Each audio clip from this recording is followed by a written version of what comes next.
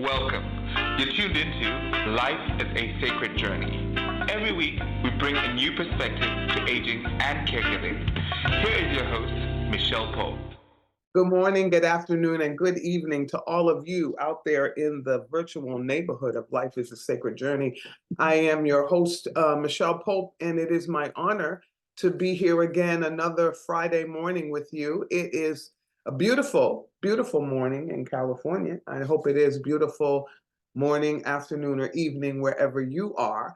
And it's just so cool to be able to have this virtual family. I'm sorry, I have allergies, so my eyes are always like sticky and watery and all that kind of thing during the season. And it's really dry. And then we have fire stuff happening around us, and they're saying the air is not so good, not so kind. So I always want to thank you because I know you could be doing something else. So I can't find my phone at the moment. I have a funny feeling I left it on the kitchen table.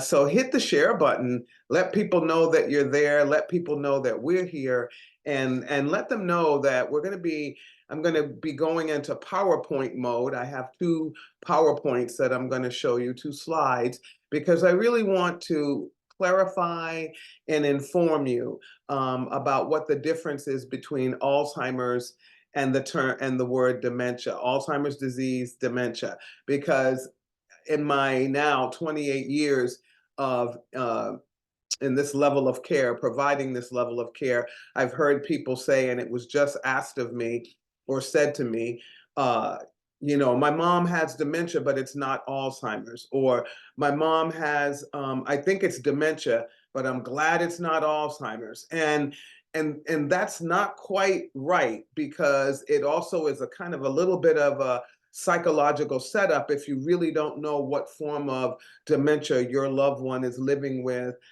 coping with, and that you're required to support and help. As always, we have a light in the background that we light for those individuals that have passed away and gone before us. But this morning, I really want to lift up something that has been heavy on my heart, and I haven't had an opportunity to share with you. And that's the death of Sonia Macy, or Massey, and I apologize to her family or anyone that I offend by mispronouncing it. We've got to do better. We've got to do better. This morning on my way in, I was listening to NPR, which that's like my go-to, and the BBC go-to for information and discernment about local and world news. And the comment was made that it's okay to talk about other people. That there was somebody that lives in our world that made that comment, that it's okay to attack and to talk about other people. And so I just want to be quiet for a minute and have you ponder that it's okay to attack and talk about people. Wow.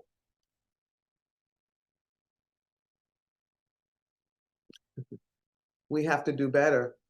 We have to do better, because it's not okay to talk about and attack people. It's not okay. Somebody said to me the other day, the vibration in the world, it just felt, and it was just 2 days ago that, we were talking about, oh my gosh, it just feels like it's so chaotic and anxious and da da da. Well, I hate to tell you, but we're in a political system that it brings into our lives things we have to think about, our political beliefs, our values, whether we're conservative, whether we're liberal, whether we're all these titles or descriptors of who we are, our personality, all of that, when in fact, that really isn't as important as how we navigate humanhood, how we walk through the earth, and how we treat each other. And I think living with folks with Alzheimer's disease and other forms of dementia for the last 28 years of my life, I have begun to realize how important it is just to accept people. I knew it, but living into it with their support and help, even with their dementia and cognitive decline, they have taught me that meeting them where they are and not judging their behavior, not judging how they got there, is the one thing that has opened my heart and freed my heart to live into my humanity. So I just think that we need to do a better job, because we're teaching people how to be anxious. We're teaching people how to be angry, to always be in the mode of offense, defense, and debate. And at the end of the day, I don't want to debate with you about your beliefs. I want to hear about your beliefs. I want you to listen to mine, and then we each can take away that soul food, or that what the good stuff from that conversation, and work with it in our lives. But I don't want to take information from you and then have to sit in my office or my room or in my car and discern whether or not you were attacking me. That's just a waste of life energy. And I have to tell you, everybody out there, that you will get to an age where you will realize that every breath you take, every step you make is a gift, because people are dying around you all the time. You hear about people 40 something, 50 something, and then people exactly your age that are passing away in their sleep overnight, or just dying, from diseases and things. And so everything is a gift. So if it's a gift, then that means we are a gift to each other. And we need to take the time to honor that gift and treat each other with respect. We need to come out of our houses being calm and peaceful. And somebody said, well, what if that's not what's going on in your house? Fake it till you make it, baby. But at the end of the day, it's all about somebody. I can't remember who said it to me. I've been trying to remember. This happened to me in Chicago a couple of weeks ago, and we were talking, and this wonderful, beautiful sister said to me, and I can see her face, but I can't remember her name, said, we are not she is not responsible for pushing my buttons, because she doesn't know what my buttons are. But it is my responsibility to either not have those buttons, or to work on those buttons, so that I don't always hold somebody else responsible for how I personally feel. Wow. That was, yeah, baby. I love that. And I hope you understand what that means. Nobody is responsible for your trigger buttons. Maybe the person who abused you, yes. Maybe the system that abused you, yes. But the individual that's in that room trying to be in communication with you, unless they are the person that created the harm, listen to that part of it, because people, you go off with a little bit of information. Unless they are the person that committed the harm, of course they're going to be a trigger. But if I walk into your life way after that, or even a moment before that individual, I'm not responsible for triggering you. I don't know what your triggers are. I don't know what your life experiences are. And that's why it's so important to get to know people and to honor people as you meet them, because you just don't know. Okay, so that's my little pondering this morning that I wanted to share with you, because it's been heavy on my mind. And you do what you want with everything that you learn, every book that you read, everything you hear somebody say. You do what you want with that. You can either decide that this is not good for you, this person doesn't know what they're talking about. You can do all of that. But at the end of the day, life is really about looking for the best in everything. And if you put on your gloom and doom hat every morning, and you put on your vest of I hate the world, and nobody knows me, and nobody likes me, and all of these kinds of things, particularly if you are a person that's living a privileged life. And I'm going to tell you what I mean by that you have a shelter, that you have food, that you have clothes in your closet, that you have health insurance, that you have a car to take you back and forth, for the money to get you to work, that you can go to the grocery store and buy your food of choice, even with struggle, because I'm one of those people. I'm still privileged, because I can do all those things. And if I need more money, I can get a second job, which I have. I work more than one job. So all of those things make you a privileged person, and you shouldn't be fussing about stuff as much as somebody who possibly doesn't have any of those things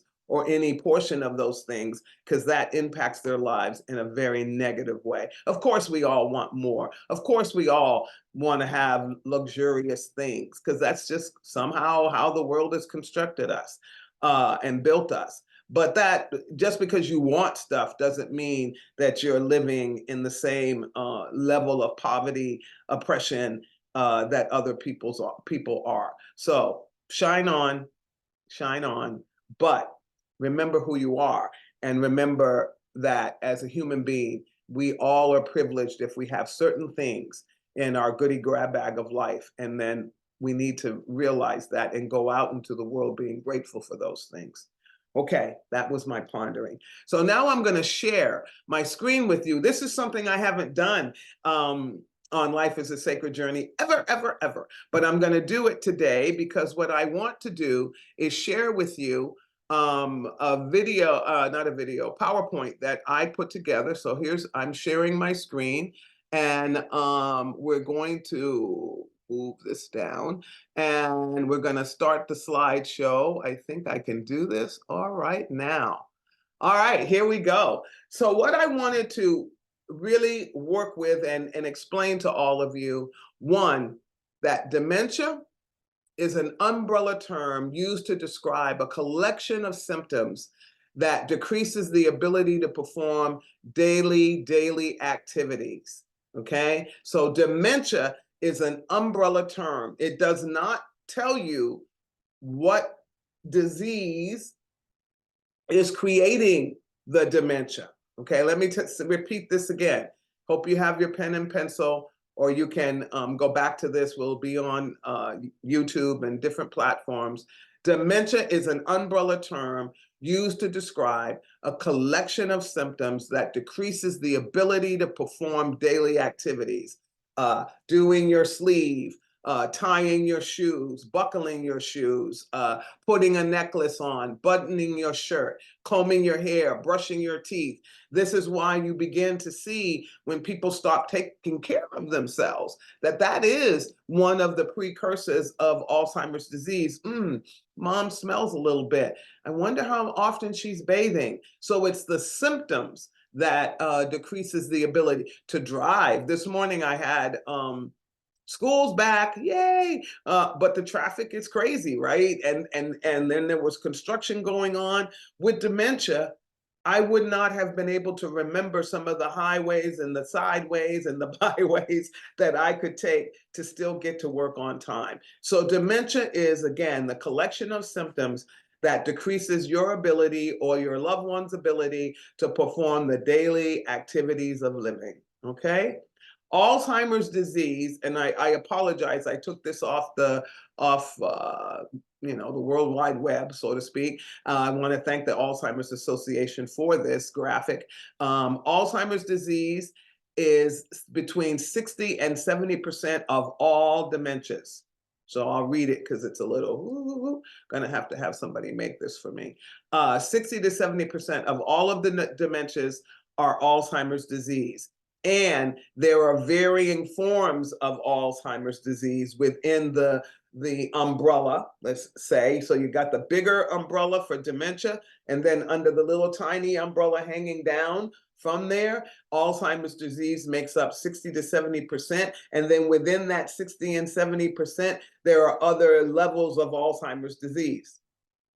Early onset Alzheimer's, and just different ways in which it's measured, mild cognitive, all of those kinds of things come under the umbrella of dementia, but then fit into Alzheimer's disease, because those diseases are going to progress to the higher level of Alzheimer's disease, because it is the precursor, many of them, to a full-blown diagnosis of Alzheimer's. Okay, so Alzheimer's disease. The other benchmark or landmark that we have been working with for many years, and now we have early onset Alzheimer's disease, is that the person is over the age of 65. So that's why it became known as an aging disease, as a disease for seniors. Alzheimer's disease was impacting the lives of people over the age of 65. 65 and older.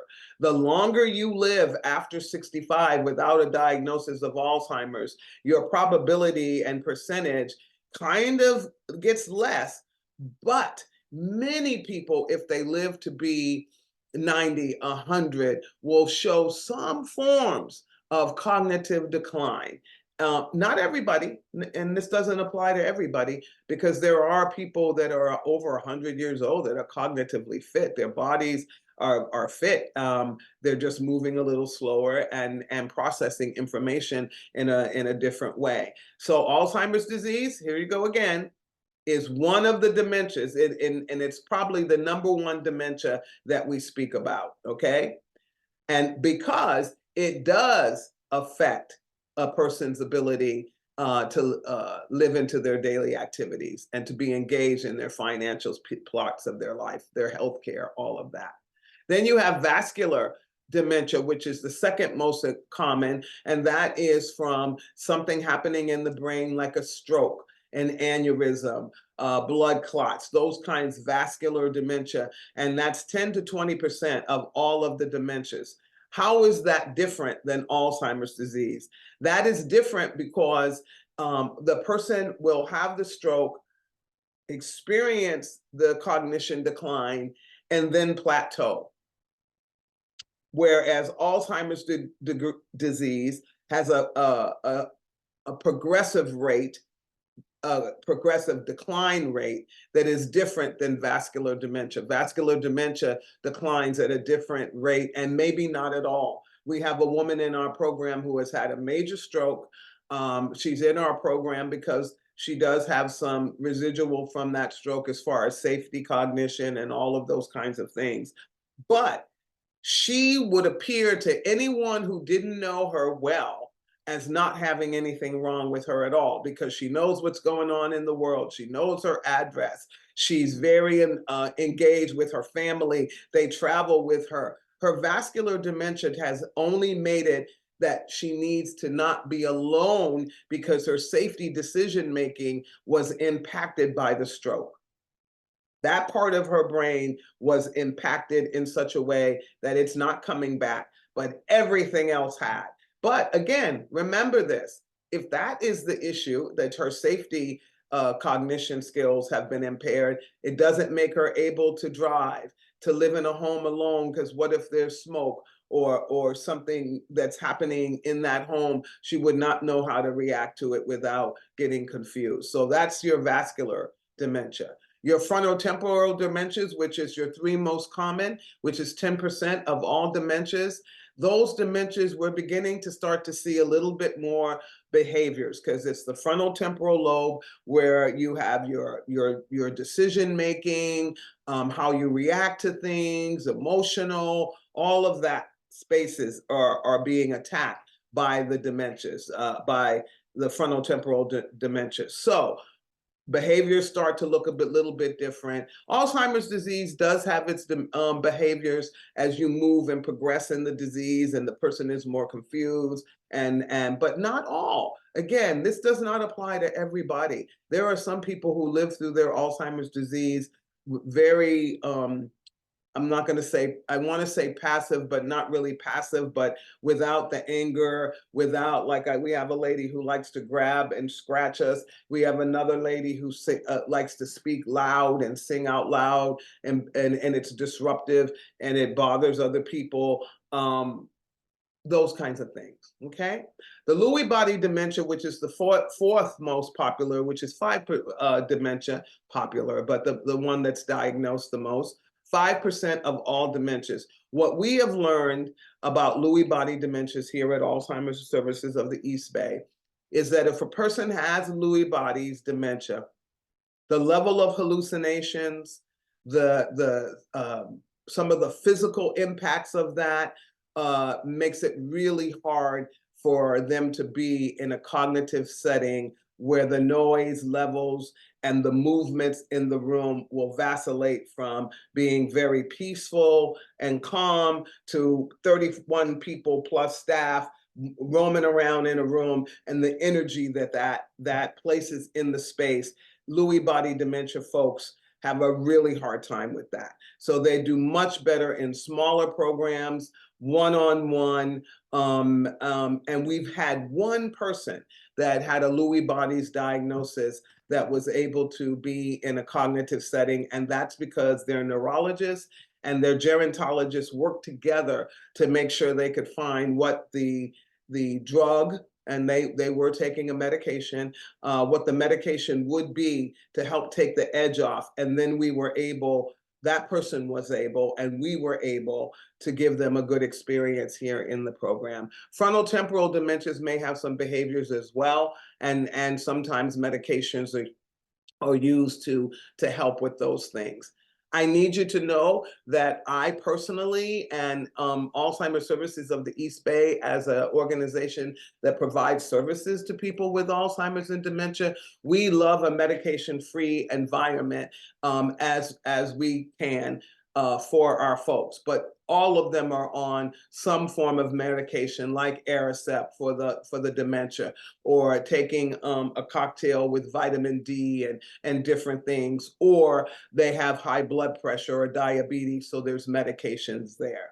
So you have Alzheimer's disease, number one, dementia, vascular dementia, which is your second most common dementia, your frontotemporals, which is your third most common, and then Lewy body dementias. And you can see when I got to frontotemporal dementias and I got to Lewy body dementias, I said dementias because there's multiple levels of the process of those diseases in those categories, okay? Other causes, there are 100 plus other causes for dementia, meaning memory loss, not being able to figure out what day of the week it is. It affects your daily activities. Those things are like Parkinson's, HIV, TB, Down syndrome. Many people, as they age in place with these things, there are people who, I knew a woman, when I first was a program director, there was a woman in the program who had syphilis, untreated syphilis, and it had gone to the point that she was no longer contagious or anything like that. And it created a dementia for her as she aged in place. So there are other causes for dementias. There's 5% of those are all dementias. Okay, so I'm going to go to the next slide.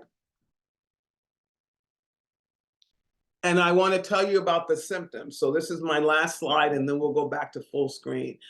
The symptoms of dementia are so important to recognize, not only for yourself, but if you're caring for someone, so that you can adapt your personality as a caregiver that matches the individual that you're caring for. So symptoms of dementia, there's problems with abstract thinking. So you'll have somebody that will just not get the joke or not understand what's going on around them. So that abstract thinking stuff, they're very straightforward, give it to me, give the facts, ma'am, not all of the flowery stuff that sometimes we put in conversation to describe something, to converse with something. So problems with abstract thinking.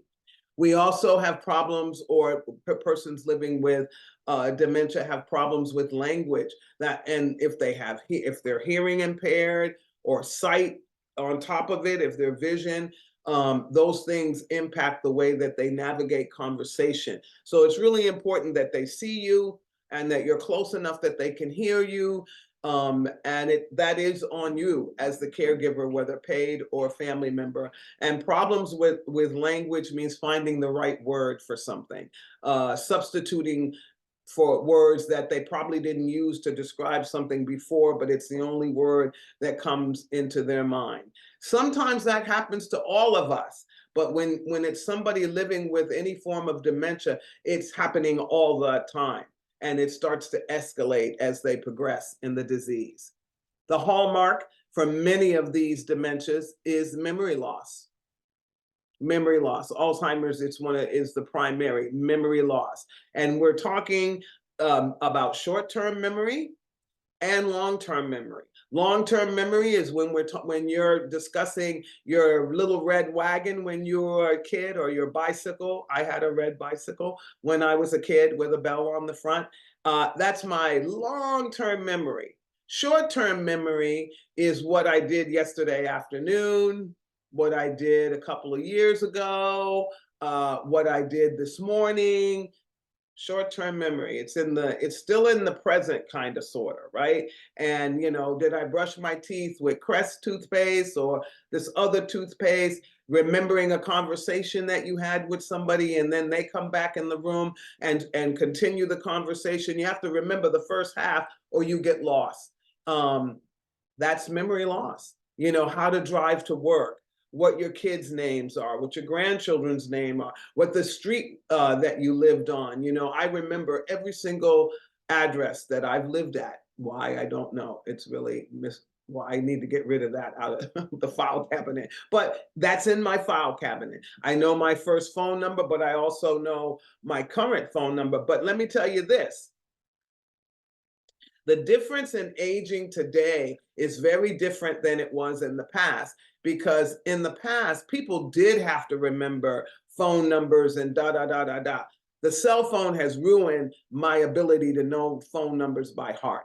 And so what I've been trying to do now is not look in my contacts and just try to remember certain persons' phone numbers. Like, I should know my kid's phone number by heart. I should know certain phone numbers and not just look at it on my contact list. Those are good memory exercises as well. Disorientation to day, place, and time, location, that happens. That's a form of dementia. Poor judgment, that if you see a blinking light with an arrow, like what I saw last night going home, you would think you would move over. That's probably a bad example, because I'm sure the people that were driving in front of me didn't have dementia. But let's just use that as an example. If we all did it right, if you had dementia, the poor judgment is getting all the way up to the point where you almost hit the light, hit the arrow, the blinking arrow. Instead, you're anticipating how close you're going to get to it.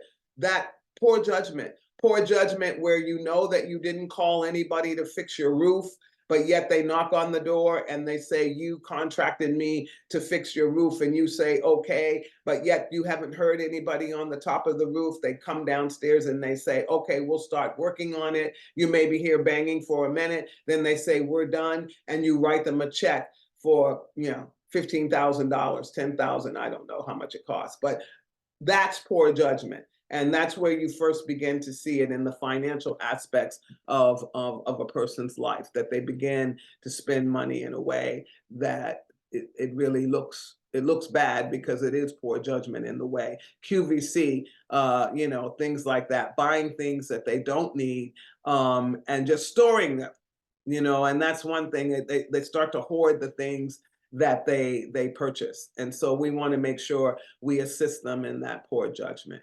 Loss of initiative. They don't want to do anything.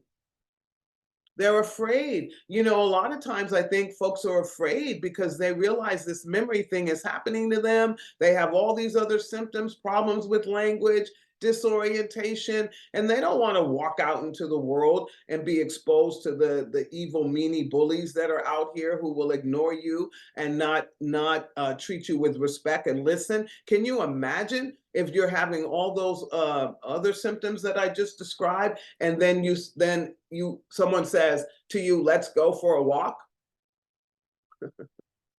So the loss of initiative, to me, is a no-brainer.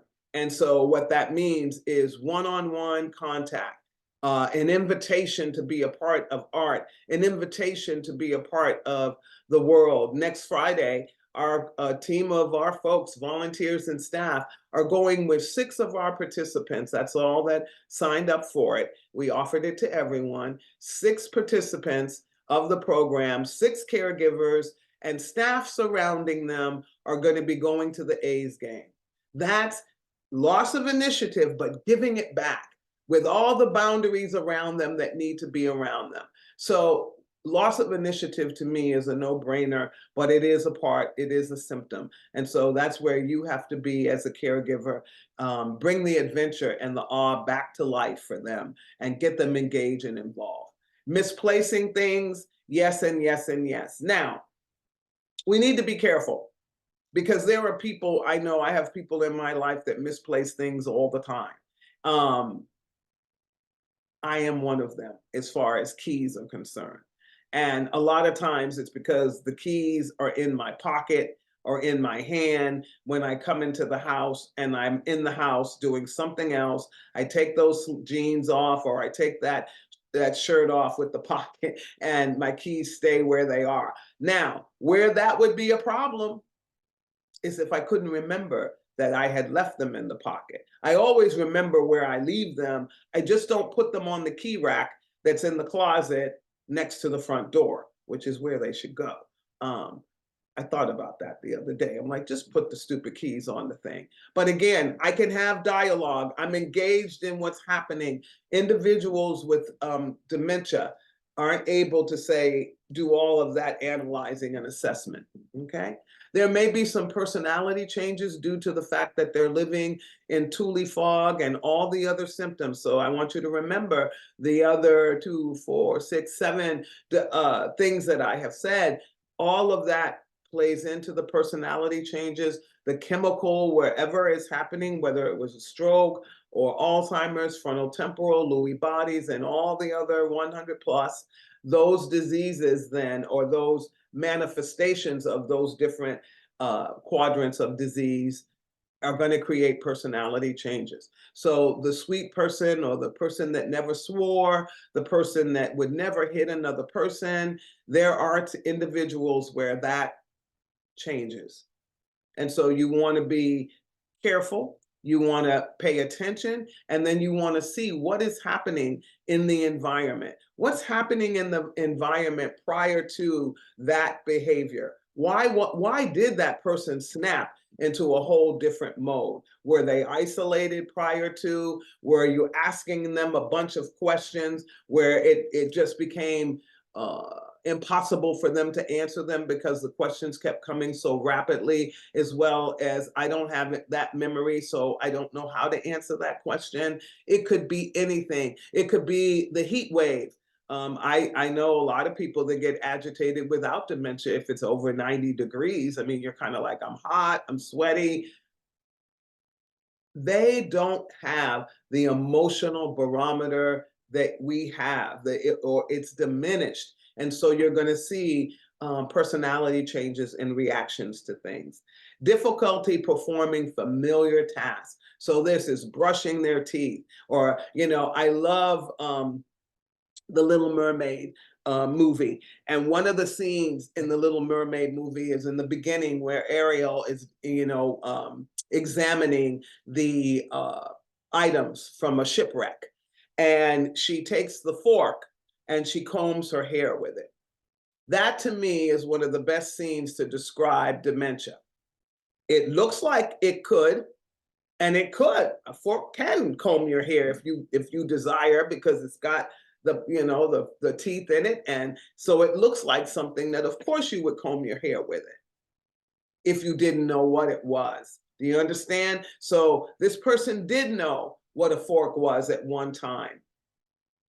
And now they're using a familiar item for a familiar task, which is eating, and they're combing their hair with it. So they're going to have difficulty performing familiar tasks, and it will vary based on the form of dementia that individual has. Okay, I'm going to stop sharing now. I hope that was helpful to you. I hope that was you were able to really see the difference, and so that you'll change your language and be a little bit more corrective when other people are describing dementia like it stands alone, because it doesn't. Again, dementia has 4 hallmark areas: Alzheimer's disease, your Lewy bodies, your frontal temporal, and your vascular. So we did it in the order of Alzheimer's, vascular, frontal temporal, Lewy bodies, and then the other dementias, which is 100 plus dementias that create some of the very same symptoms of Alzheimer's disease. Knowing what dementia your family member has will be important to you as a caregiver so that you can research the particular symptoms that are not hallmarks that cross the divide of the diseases. Knowing that is going to be important as you navigate caregiving, because knowing that empowers you to be a better caregiver, as well as to understand what's happening with your loved one. So I hope that was helpful, and it was my honor to. It's the first time we did a share, so let me know what you think about PowerPoint share, because for some of the topics that we talk about, it would be nice if we could do that, but I also want to make sure it's not distracting to those of you who come for something very different. So vascular dementia. I wanna do one more thing, because I wrote a note here to myself. I'm gonna go through these really quickly. Alzheimer's disease symptoms are gradual, and they happen over months and years, and some people decline faster than others. Declined ability to form new memories. So new memories aren't being formed. So that's why they don't remember the names of people that they meet while they're living out the diagnosis. There's confusion around a whole lot of things. And that's why keeping a calm, non-confusing environment is important. Problems finding words. We talked about that. Personality changes. Vascular dementia, the changes are sudden. The insight and judgment and behavior is not the same. It's a little different. May bounce back and have good and bad days. You know, they'll have good days where memory is like pop, pop, pop, snap, snap. And then other days where things are a little more confusing, and they may need a little bit more support. They have shifts in emotion and energy based on those very same reasons. But I have seen in my experience, people with vascular dementia have longer periods of where they plateau and actually have a good engagement level compared to people with Alzheimer's, who are declining in a very different way. The frontal temporal dementia, significant personality and behavioral changes. Again, the frontal lobe area.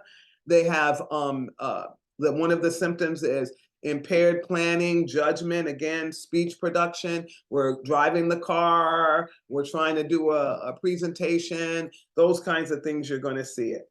Loss in understanding language. That's why it's important that if they have hearing challenges, that we take care of that so that the person can hear, because they're already having challenges understanding language. Loss of empathy. And a lot of that comes because they just don't kind of know. That's where all this stuff is.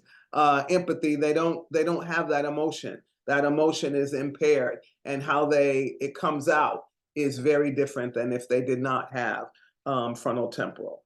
Lewy bodies, loss of attention, problems with movement. That's why it looks like Parkinson's, and in the past was misdiagnosed as Parkinson's. Their fine motor skills, they have problems with their hands and swallowing. They have visual hallucinations, nightmares, sleep disorders, and episodes of rigidity and possible fainting, can lead into fainting.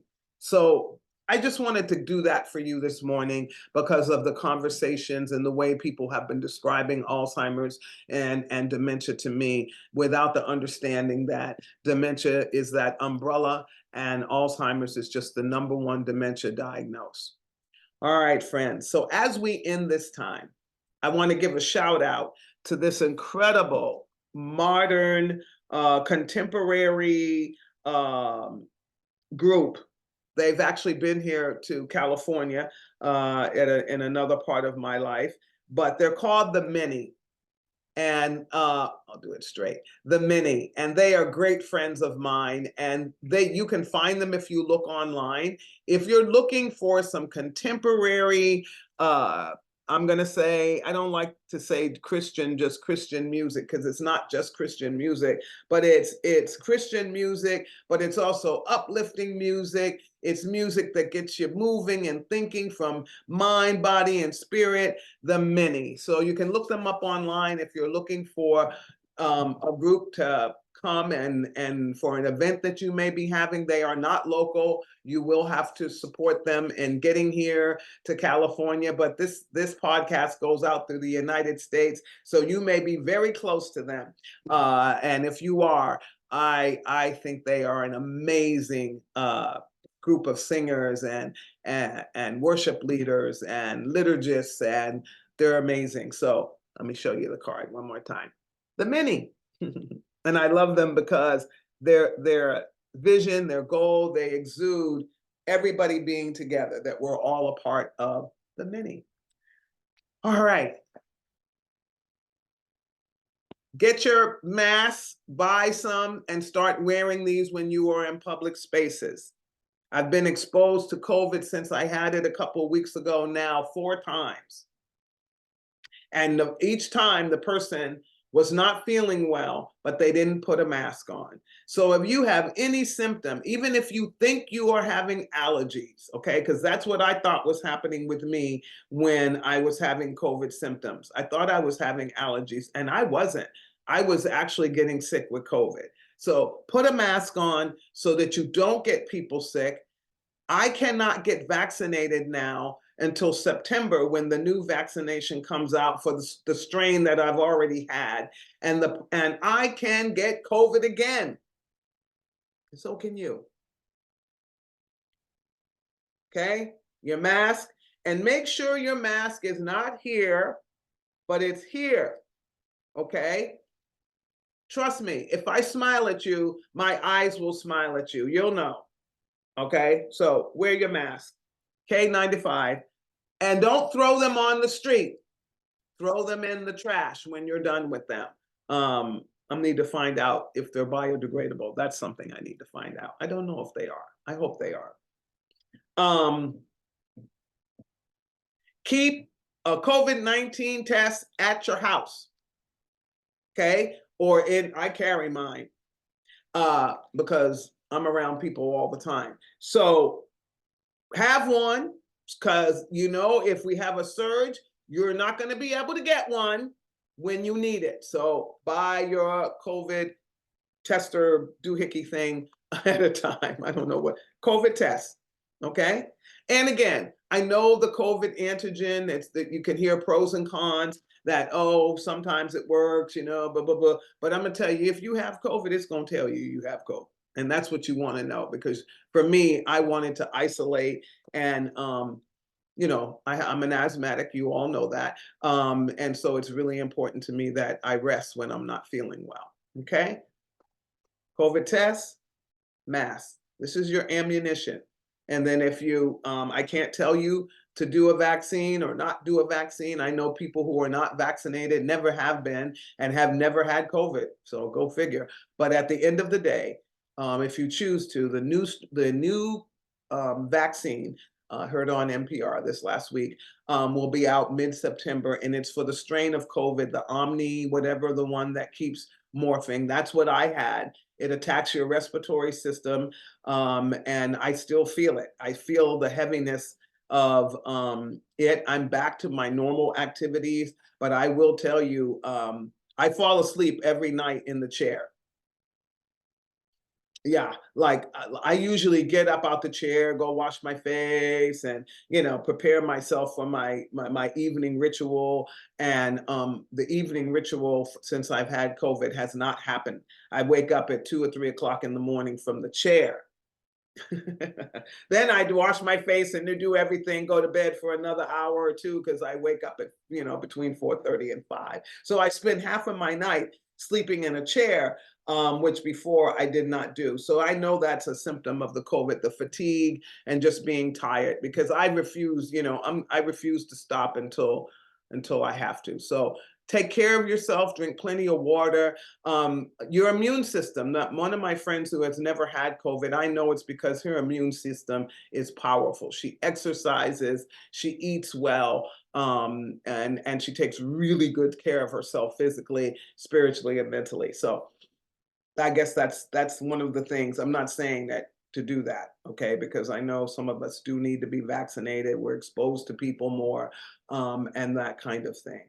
So get out into the world, be your best self, take care of yourself, and do an act of kindness over the next 48 hours for someone else. I'm telling you, it is the best way to live your life. When you do something for someone else, you actually feel something in you that is so amazing. I can't even describe the euphoria that I feel when I've done something for a total stranger and they don't even know I've done it. Like, they don't know I've done it. That means more to me than when somebody gets to tell me thank you. And I love thank you for thank you. But when I do something and I know I'll never meet the person, or I've met the person but they don't know me, and I'm doing an act of kindness, um, man, there's been nothing more wonderful. I just go, wow, I'm really happy I was able to do that. So those are the things that give your life meaning and help you to age in place and to feel like it's all a great, wonderful, sacred journey. All right, friends, have a wonderful weekend. Again, if you are a person out there, we end our Life is a Sacred Journey show or podcast this way every single Friday morning at 8 o'clock, right here where you are. If you are a person that is feeling depression and anxiety, and you feel that your life is not worth living, I want you to know you're not alone. I actually am going through a little bit of depression myself at the moment. It comes and goes. I've had these waves of um, yeah, depression. It's depression and anxiety. Um, Two people have reached out to me who know me too well. Nancy Redding, I got your message, and I know why she reached out to me. And my auntie reached out to me and said she just wanted to hear my voice. So know that people like myself can go out into the world and appear to be one thing, because we are people who are givers and we are people who love other people. But yet, sometimes in the darkness of the night, we get depressed too. We feel anxious too. So don't think just because somebody looks fresh and shiny penny that they don't deserve a how you doing, I love you, thank you, I appreciate you, how you doing, or even a hug. All right. Wanda did that the other day. Sarah did that the other day. And I haven't told anybody this. This is the first time I've actually talked about it. I'm not at the point that I think my life isn't worth living. So won't call 988. I am having a counseling session later on next week, just to kind of talk about why I'm here, but in the space. But 988. Please don't take your life. You matter so much. You matter more than you know. And the ripple effect of the loss of your life. Wow. We need you. And you need to live out the best life that you can. So if you're feeling any of those things that we've just described, that depression that you can't shake, that you can't identify, anxiety that just keeps coming and going in waves like an ocean over you, and you just feel like your life is not worth living, and the world and your family and friends and people around you would be better off without you here, then you pick up that phone, your cell phone, do whatever you need to do, go to a library and say, I need to dial 988, or will you dial 988 for me? I have to tell you, I had the honor of doing that. Somebody chose me. I couldn't believe it, out in the parking lot. He was a veteran. I think I told you about this. Before the 99-cent store closed and went away, that was my favorite shopping spot. And I went to the 99-cent store, and as I came out, this man was near my car, and he said, ma'am, can I use your phone? And I said, sure, what do you need? I'll dial it for you. And he said, I'm a veteran, and I keep calling the Veterans Administration people, and I need help. I need help. He goes, I'm losing my mind. He goes, I've already been diagnosed as bipolar, but I'm just feeling like, oh my God. And he showed me his wrist where he had tried to commit suicide in the past. And I dialed 988 for him and sat with him while he spoke to the person on my phone. Come on, life is not so busy, and there's nothing more important than reaching out and saving the life of another person, whether it is dialing 988 for them, or saying good morning, or smiling at them, and I'm going to talk about the two words, good morning, another time in one of my ponderings, because I'm trying to figure out another way of saying good morning.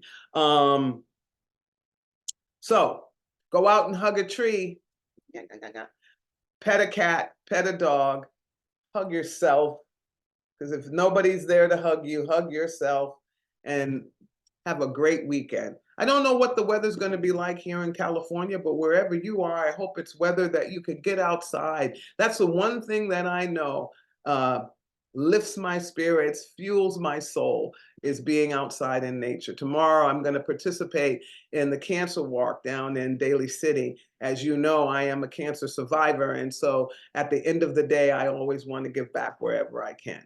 So have a great weekend. Enjoy your life. Take care of yourself.